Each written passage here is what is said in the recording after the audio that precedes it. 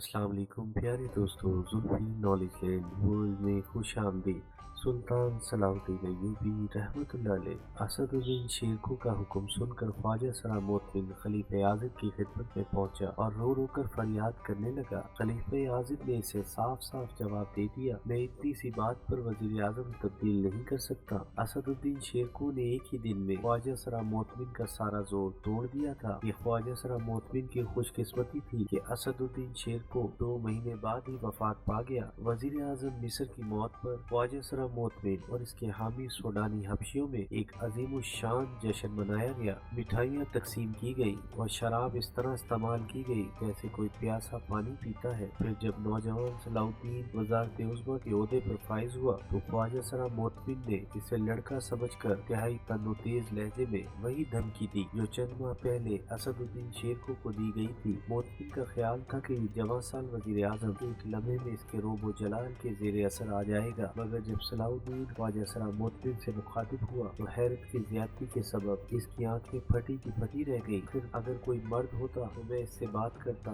एक लानत ज़दा मुखन्नस से गुफ्तगू करना भी मेरी तौहीन है। सलाहुद्दीन दूसरा वजीर आजम था जिसने ख्वाजा सला के मुंह पर इसकी हैसियत बयान की थी। तो सलाहुद्दीन ने मजीद कार्रवाई ये की कि दूसरे दिन ही सरकारी हुक्म जारी कर दिया, आइंदा ख्वाजा सलामुद्दीन किसी शाही तकरीब में शरीक नहीं होगा। फिर ये खबर पूरे मिस्र में आम हो गई। मिस्र के शुरफा ने ये खबर सुनकर सलाहुद्दीन को मुबारकबाद दी। खुदा का शुक्र है कि इसने आपके जरिए हमें इस लानतज़दा इंसान से निजात दिलाई। इसी दिन से ख्वाजा सलामुद्दीन के दिल में सलाहुद्दीन के खिलाफ आतिश इंतकाम पूरी शिद्दत के साथ भड़क रहा था। और आज जब खुद खलीफे आज़िद ने सलाहुद्दीन के कत्ल का हुक्म जारी किया तो ख्वाजा सला के दिल की मुरादें पूरी हो गई और इसने अपने नायब जनारी से मशवरे शुरू कर दिए कि सलाहुद्दीन को किस तरह रास्ते से हटाया जा सकता है। जनारी एक दराज कद और इंतहाई तवाना हबशी था। शाहसवारी, शमशीर जनी और तीर अंदाजी में भी महारत रखता था। इसने ख्वाजा सलामुद्दीन की इस तजवीज़ से कि सूडानी हबशियों को बाकायदा फौजी तरबियत दी जाए खिलाफ करते हुए कहा,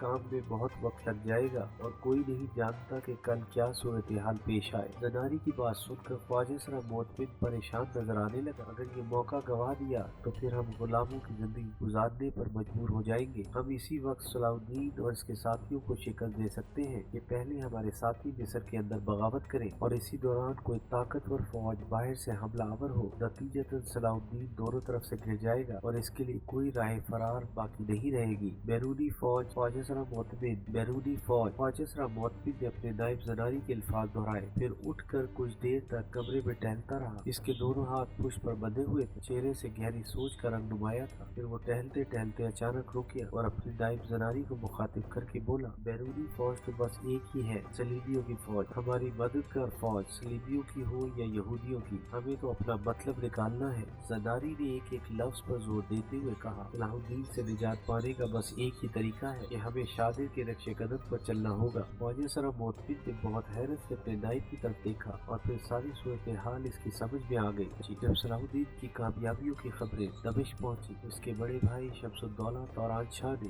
एक दिन सुल्तान नूरुद्दीन महमूद जंगी के सामने मिस्र जाने की ख्वाहिश जाहिर की। सुल्तान आदिल ने सख्ती के साथ इसकी दरख्वास्त को मुस्तरद कर दिया। तौरान शाह ने डरते डरते इस इनकार की वजह जाननी चाहिए तो सुल्तान नूरुद्दीन महमूद जंगी ने इंतहाई पुरजलाल लहजे में कहा, सलाहुद्दीन तेरा छोटा भाई है और ये इंसानी फितरत है, एक बड़ा अपने छोटे को कमतर समझता है। मैं नहीं चाहता कि तू मिस्र जाकर सलाहुद्दीन पर हुक्म चलाए, इसे खामोशी और सुकून के साथ इसका काम करने दे। तौरान शाह ने सुल्तान आदिल को यकीन दिलाते हुए कहा, अगरचे सलाहुद्दीन उम्र में मुझसे छोटा है लेकिन आपका नायब होने की वजह से मुझ पर इसका एहतराम फर्ज है और मैं हमेशा इसे अपना सरदार समझूंगा। ये सुनकर सुल्तान नूरुद्दीन महमूद जंगी ने शम्सुद्दौला तौरान शाह को मिस्र जाने की इजाजत दे दी, मगर इसके साथ ही इसे तंबी करते हुए कहा, अगर तुमने अपने वादे की खिलाफवर्जी की और मेरे कानों तक कोई शिकायत पहुंची तो बिला ताखीर मिस्र छोड़कर किसी तरफ चले जाना और फिर जिंदगी भर सामने न आना। तौरान शाह को इस वक्त अंदाजा हुआ कि सुल्तान आदिल सलाहुद्दीन से कितनी मोहब्बत करते हैं। तौरान शाह मिस्र पहुंचा तो सलाहुद्दीन ने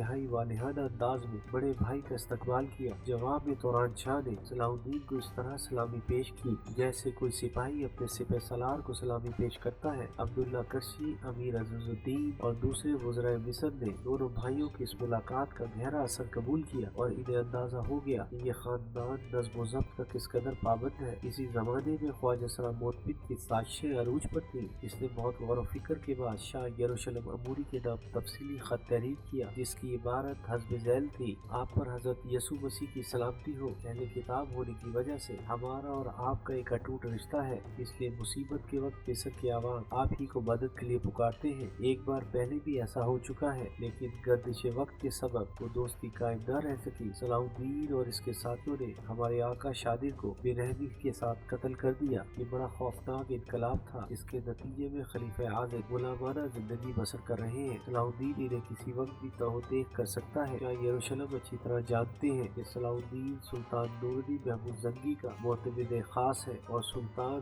زنگی عیسائیوں کا ازلی دشمن۔ آپ مجھ سے بہتر سمجھ سکتے ہیں کہ اگر مصر پر سلطان نور الدین محمود زنگی کا قبضہ ہو گیا تو یروشلم براہ راست زنگی فوجوں کے نشانے پر ہوگا۔ میں اس سنگین صورتحال میں آپ سے التماس کرتا ہوں کہ مصر کو صلاح الدین کی غلامی سے نجات دلائیے اور خود بھی ہمیشہ کے لیے سلطان نور الدین زنگی کے خطرے سے محفوظ ہو جائیں۔ میرے 50,000 سوڈانی حبشی ہمہ وقت آپ کے ساتھ شریک جنگ ہونے کے لیے تیار رہیں گے۔ خواجہ سرا موتبد کے خط کے ایک ایک لفظ سے صفاقی اور غداری کی چھلک نظر آتی تھی۔ پھر اس نے اپنے معتمد خاص اور نائب زناری کو یہ خط دے کر یروشلم کی طرف روانہ کیا۔ زناری ایک تیز رفتار گھوڑے پر اڑا چلا جا رہا تھا، مگر جب وہ قاہرہ کی سرحد پر پہنچا تو اسے چند دوسرے شاہ سوار بھی نظر آئے۔ زناری کا خیال تھا کہ یہ شاہ سوار بھی مسافر ہوں گے اور اپنی منزل کی طرف جا رہے ہوں گے۔ زناری نے ان شاہ سواروں پر اچٹتی سی نظر ڈالی اور اپنے گھوڑے کو ایڑی دی تاکہ اس کی رفتار بڑھائی جا سکے۔ ابھی زناری نے چند گز کا ہی فاصلہ طے کیا ہوگا کہ اسے عقب میں گھوڑے کی ٹاپوں کی آواز سنائی دی۔ زناری نے پلٹ کر دیکھا، رک جاؤ! تعاقب میں آنے والے شاہ سوار نے پوری طاقت سے زناری کو پکارا۔ زناری نے آواز سن لی تھی